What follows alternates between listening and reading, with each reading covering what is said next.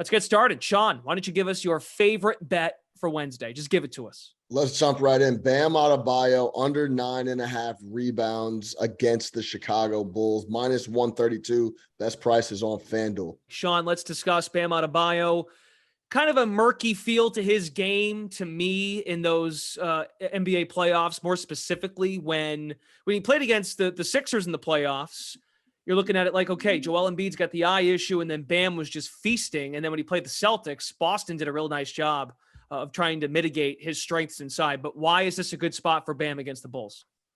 Yeah, ever since Nikola Vucevic came to the Bulls, he hasn't had more than 7 boards in those 5 games that they've played. It went 7-7 in 2022, and it went 6-6 in 2021. And I think the big key here is Vucevic pulls Bam away from the basket, and then the rest of the guys on the court feast on the boards. Jimmy Butler is averaging around 7.5 or 8 boards in those matchups.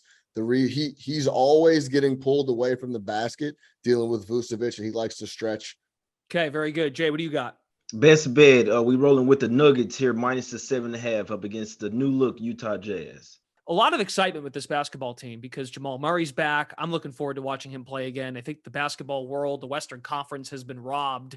They've forgot how good this guy is and what he can do for this basketball team. A team that was sort of feisty with Golden State in the early part of the postseason last year, but they just didn't have enough to come through. But and you've got Will Hardy on the other side.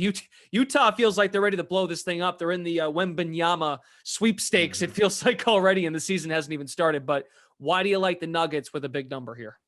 Yeah, the Jazz are definitely in that Tank Master sweepstakes, in my opinion. This team, it may be tough to win 10 games, in my opinion, as well. Obviously, this is a new look roster, but I think a lot of people are forgetting how good Jamal Murray was, but they're also forgetting that this team is getting Michael Porter Jr. back as well. He's somewhat like a hybrid type of small forward out there that can really score the ball. He's going to have to play some defense, but I like where this Nuggets team is going. I see them being another year where they're a top 3 team over there in the West. And they lost all 4 games versus the Jazz last year. I think that's something key here with this being the first game of the year. They've actually lost the last 5 games versus the Jazz, but just all 4 last year. So I see them getting some revenge here. Obviously, this is one of the worst Jazz teams we've saw in a while here with trading away Mitchell and Gobert as well. This team is lacking the bench, not really a backup center or point guard coming off the bench here. So liking the depth for the Nuggets here. I know they have a playoff revenge spot versus the Warriors on deck, but I like for them to start off the season here 1-0.